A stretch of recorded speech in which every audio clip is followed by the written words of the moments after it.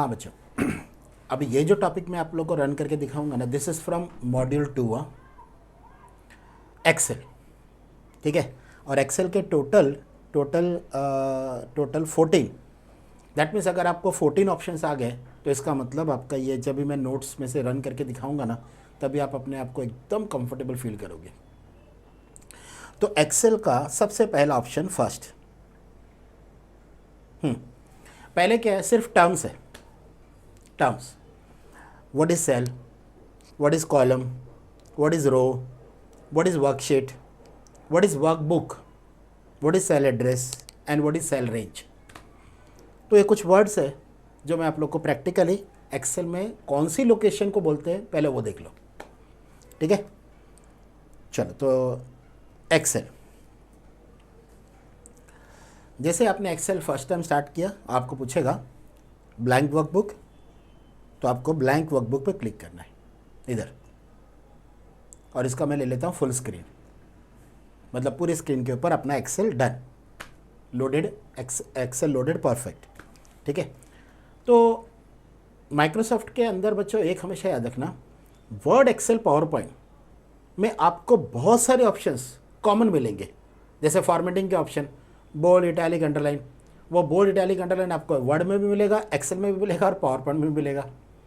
और इसके जो टैब के नाम है ना वो भी ऑलमोस्ट सिमिलर होंगे, होम, इंसर्ट, ये जो मेनू है ना, ड्रॉ, ओके, इसमें कुछ कुछ अलग होंगे। जैसे फार्मूला इधर है उधर नहीं है, वहाँ पे मेलिंग है यहाँ पे नहीं है, देखो यहाँ पे नहीं है, ओके, तो कुछ कुछ फ़र्क होगा, लेकिन जो लुक है ना, लुक जो दोनों का ऑलमोस्ट सिमिलर मिलेगा, वर्ड का, एक्सेल का और पावर पॉइंट का। ये एम एस ऑफिस की एक खासियत है।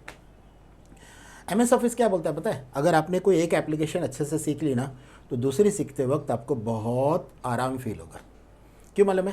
क्योंकि उसका लिक ऑलमोस्ट, उसका जो लुक है ना, लुक ऑलमोस्ट सेम मिलेगा, उसका लुक एकदम सेम, ऑप्शन उसी जगह पे मिलेंगे, ढूंढने की ज़रूरत नहीं। जैसे माइक्रोसॉफ्ट वर्ड में भी आपको होम में मिलता है bold, italic, underline, PowerPoint में भी होम में मिलेगा और एक्सेल में भी होम में मिलेगा, बोलने की ज़रूरत ही नहीं ऐसा। ठीक है, हाँ तो बच्चों मैं आपको टर्म्स बता रहा हूँ। पॉइंट नंबर 1 पहले कवर करते हैं। पार्ट 1, सेल किसको बोलते हैं? अच्छा, मैं सेल किसको बोलते हैं, सेल एड्रेस किसको बोलते हैं, ये दो चीज़ कवर कर रहा हूँ। What is cell and what is cell address. अभी ध्यान से सुनो, सेल और सेल एड्रेस में फ़र्क क्या? ये जितने भी कॉलम्स, ये कॉलम्स है, ये रो है, तो जो कॉलम और रो का जो इंटरसेक्शन है, एक मिनट मैं इसकी विजिबिलिटी बढ़ा रहा हूँ, जूम 200, ये जितने भी कॉलम्स है और जितने भी रोज़ है, तो रोज़ और कॉलम का एक इंटरसेक्शन होता है, एक इंटरसेक्शन पॉइंट होता है। रोज़ और कॉलम्स का एक इंटरसेक्शन पॉइंट होता है। उस पॉइंट में जो बॉक्सेस बन रहे हैं ना, boxes, actually they are called a cell, they are called a cell. वापस एक बार बच्चे लोग, सेल किसको बोलते हैं? कॉलम्स और रोज़ का जो इंटरसेक्शन पॉइंट होता है, जिसके ऊपर जो बॉक्सेस बने हैं ना, actually they are called a cell. अब सवाल ये होता है, सर सेल एड्रेस मतलब क्या? देखो ये मैं, देखो ये देखो, मैं मूव कर रहा हूँ, ओके, पॉइंटर मूव कर रहा हूँ यहाँ से वहाँ। अगर ये मैं एकदम स्टार्टिंग के कॉर्नर पे हूँ, एकदम एक्सट्रीम लेफ्ट, एकदम टॉप पे हूँ, तो क्या बोलने का पता है कि एट प्रेजेंट में A1 मतलब उसका एड्रेस है, A कॉलम का नाम और 1 रो नंबर। मैं A1 के सेल के अंदर हूँ। अगर मैं इसको राइट में शिफ्ट करूँ तो माई सेल एड्रेस इज़ B1। अगर मैं इधर हूँ तो माई सेल एड्रेस इज़ C1। लेकिन अगर मैं इधर शिफ्ट हो गया तो माई सेल एड्रेस इज़ C5। देखो ना, कॉलम C है, रो नंबर 5। तो कभी भी आपको याद क्या रखना है पता है बच्चों, कि जो सेल होता है ना, तो अगर मेरे को रिप्रेजेंट करना है पेपर पे कि एट प्रेजेंट मैं किधर हूँ, तो उस टाइम पे मेरे को लिखना क्या पड़ेगा कि मैं एट प्रेजेंट C5 में हूँ। अगर मैंने इधर क्लिक किया तो लिखते वक्त मेरे को बताना है कि my cell address is G3। अगर मैंने इधर क्लिक किया तो मेरे को लिख के बताना है कि my cell address is B4, my cell address is B4। ठीक है, क्योंकि कॉलम पहले आता है फिर रो नंबर आता है। तो ये बना अपना दो term clear, what is cell, what is cell address. वापस एक बार, कॉलम्स एंड रोज का इंटरसेक्शन पॉइंट को सेल बोलते हैं, और आप अभी एट प्रेजेंट किधर हो वो कैसे पता चलेगा? वो सेल पॉइंटर से पता चलेगा कि अगर मैंने इधर क्लिक किया तो माई सेल एड्रेस इज़ C2, मैंने इधर क्लिक किया तो माई सेल एड्रेस इज़ B1, मैंने इधर क्लिक किया तो माई cell address is B7। B7, ठीक है ना। ठीक है, दो टर्म्स क्लियर हो गए। और क्या टर्म्स है? हाँ, कॉलम और रो क्या होता है बच्चों? अभी ये सिंपल है, मैंने आपको सेल के टाइम ही बता दिया कि this is column A, this is column B, this is column C, this is column D and so on. ठीक है, फिर आप बोलोगे सर ए से लेके जेड तक तो ठीक है, जेड के बाद क्या? तो बच्चों जेड के बाद ए बी ए सी, देखो ना जेड के बाद देख लो ना, ऐसा। ठीक है, ये अपने कॉलम्स, ये अपने कॉलम्स। ठीक है, फिर आप बोलोगे सर ये कहाँ तक जाएगा लास्ट? ठीक है, तो कंट्रोल होल्ड करके, बच्चों ध्यान देना, कंट्रोल होल्ड करके राइट एरो करो, कंट्रोल होल्ड करके राइट एरो, तो एकदम लास्ट वाला कॉलम पे सेल पॉइंटर आ गया and my last column is XFD। वापस मेरे को एकदम लेफ्ट में आना है तो कंट्रोल होल्ड करके लेफ्ट एरो, और इसी तरह से ये row number 1, row number 2, row number 3 and so on.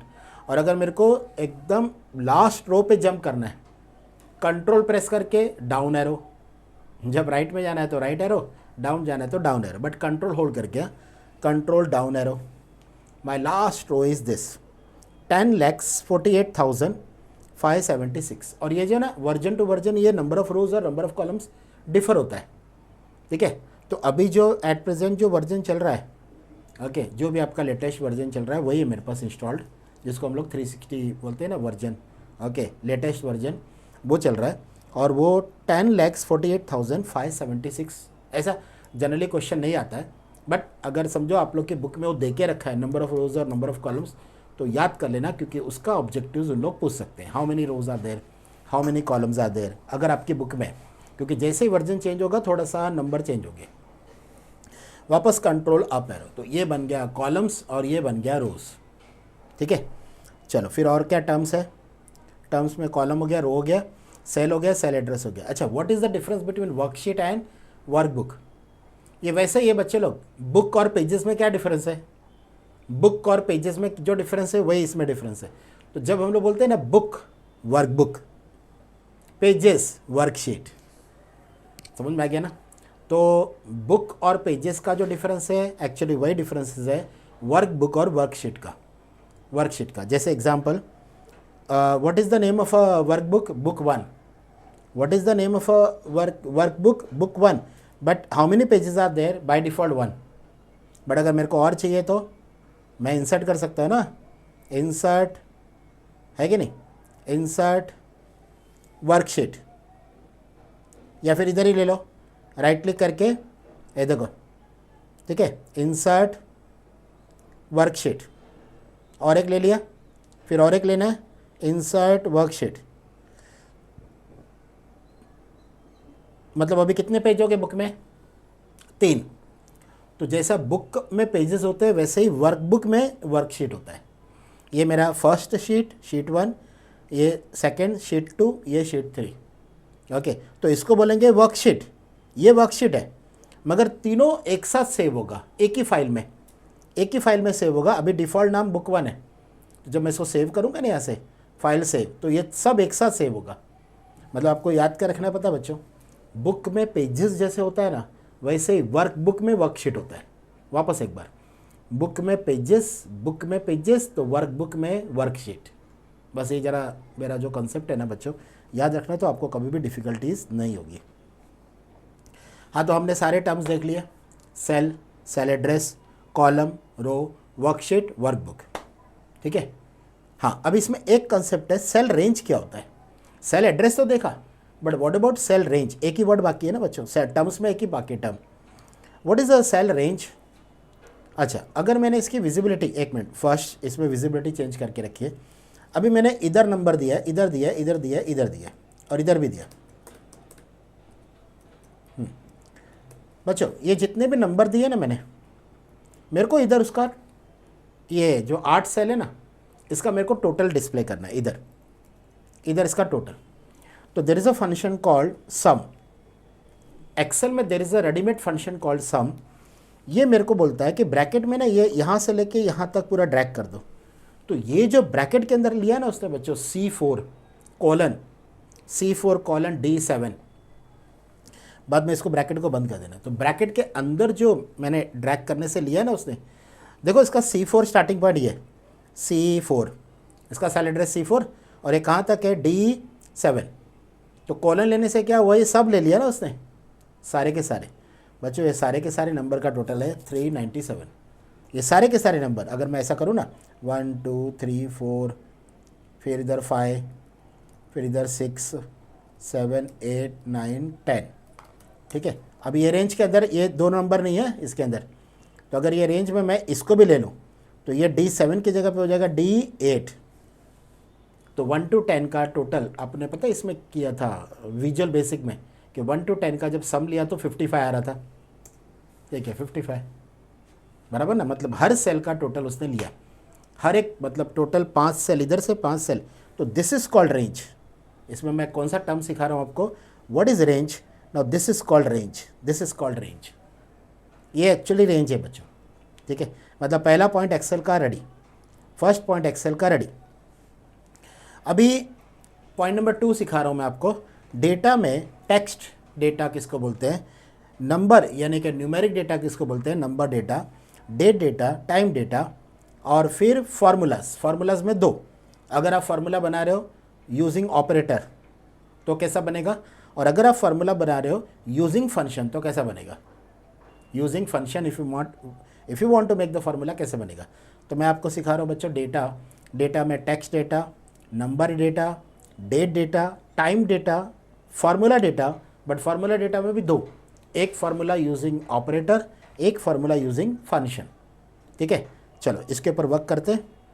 हाँ एक्सेल में जाते हैं। एक्सेल बच्चों अगर मैं इधर नेम टाइप करूँ राज, तो आप ज़रा ध्यान से देखना, ये इंटर करने के बाद सेल के लेफ्ट में आया, ये सेल है ना, एक सेल का विड्थ बढ़ा दिया मैंने, कॉलम का विड्थ बढ़ा दिया, ये सेल के लेफ्ट में आ रहा है। लेकिन अगर मैं यहाँ पे 1000 टाइप करूँ 1000, तो ये सेल के राइट में जा रहा है। तो इसका मतलब क्या पता बच्चों कि numbers are always right justified and the text is always left justified.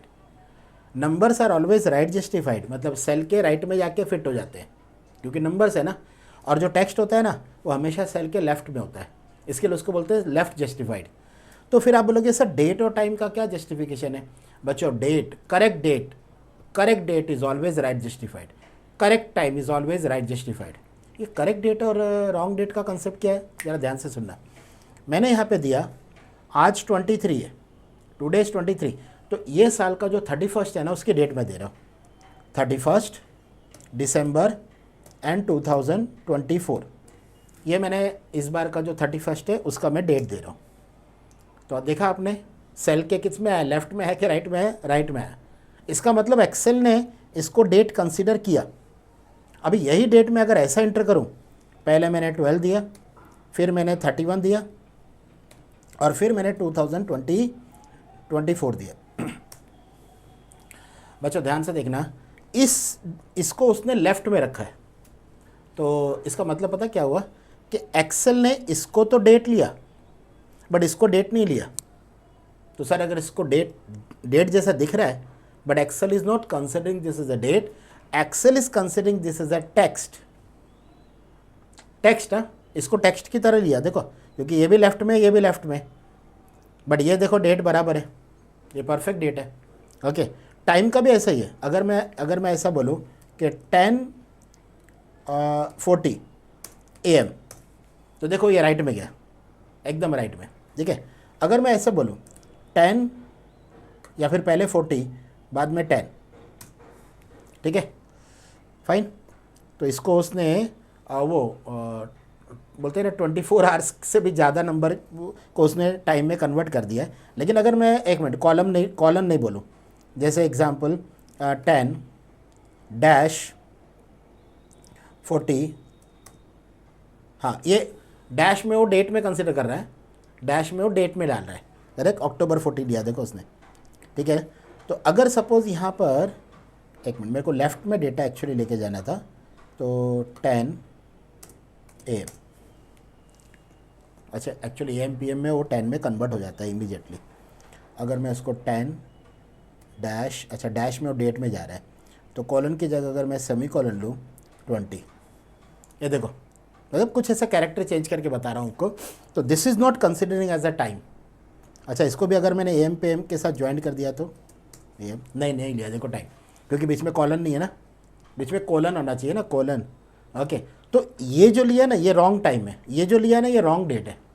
मतलब आपको याद क्या रखना पता है एक्सेल में कि अगर आपका डेट और टाइम लेफ्ट में दिख रहा है ना तो दोनों को बोलने का कि रॉन्ग डेट है रॉन्ग टाइम है। लेकिन अगर आपका टाइम राइट की तरफ जा रहा है, राइट की तरफ, तो वो करेक्ट टाइम और करेक्ट डेट है। एक बार फिर से, numbers are always right justified, text is always left justified, ये तो क्लियर हुआ बच्चों, डन। प्लस डेट और टाइम में अगर आपका डेट और टाइम राइट की तरफ शिफ्ट हो रहा है तो समझ जाना वो राइट है। देखो एक सिंपल, राइट की तरफ शिफ्ट हुआ तो राइट है, मतलब सही है, परफेक्ट है। और अगर वो सेल के लेफ्ट में जा रहा है ना तो इसका मतलब वो रॉन्ग है, कुछ ना कुछ आपने मिस्टेक किया है। जैसे यहाँ पे क्या मिस्टेक है पता है, फॉर्मेट जो है ना अभी फिलहाल डिफ़ॉल्ट फॉर्मेट है DDMM YYYY, और मैंने इंटर कौन सा फॉर्मेट किया, MMDDYYYY। इसीलिए एक्सेल ने उसको डेट कंसीडर नहीं किया, क्योंकि एक्सेल में जो सेटिंग है ना वो DDMM की है, तो MMDD कैसे लेगा, पॉसिबल ही नहीं ना। अगर उसकी सेटिंग कॉलन की है तो सेमी कॉलन कैसे लेगा वो, इसीलिए उसने लेफ्ट में रखा ना टाइम को। लेकिन जैसे मैं कॉलन देता हूँ तो राइट में शिफ्ट कर देता है। तो आपको याद क्या रखना है, डेट और टाइम अगर सेल के राइट में जाते हैं तो राइट मतलब परफेक्ट है, सही है, और अगर लेफ्ट में है तो रॉन्ग है। तो और क्या चीज़ याद रखना है, text is always left justified, numbers are always right justified. तो बच्चे लोग मैंने यहाँ पे आप लोग को टेक्स्ट, नंबर, डेट और टाइम समझाया। अब देखते हैं फार्मूला। फार्मूला में आपको दो चीज़ बताता हूँ, formula using operator and formula using function में फ़र्क क्या है। मतलब किसको बोलेंगे formula using operator and formula using function. बच्चे लोग अभी इधर पता है आपने ये सम लिया था, ये 10 नंबर का सम लिया था कि नहीं, तो इसको क्या बोलेंगे, फार्मूला यूजिंग फंक्शन के फार्मूला यूजिंग ऑपरेटर। बच्चे लोग फार्मूला यूजिंग फंक्शन, क्योंकि मैंने इसमें कौन सा फंक्शन यूज़ किया, सम। अभी यही सम 55 में ऐसा भी तो ले सकता हूँ, इधर देखो इसके बाजू में इक्वल टू, बट इसमें टाइम जाएगा, this cell plus this cell, ये मैं ऑपरेटर यूज़ कर रहा हूँ, बट इसमें देखो टाइम ज़्यादा जाएगा। क्यों, आपको इतना बड़ा फार्मूला बनाना पड़ेगा, प्लस प्लस करके, प्लस फिर प्लस फिर प्लस फिर ये वाला सेल, फिर से प्लस, आपको 10 के 10 सेल को प्लस करना पड़ रहा है ऑपरेटर के साथ, ये वाला सेल, और लास्ट में आखिर में ये वाला सेल। तो भी आंसर 55 है ना बच्चे लोग। अब ध्यान से देखना, ये जो आपने फार्मूला दिया ना, ये फार्मूला, ये क्या था पता है, फार्मूला यूजिंग अरिथमेटिक ऑपरेटर, मतलब ऑपरेटर।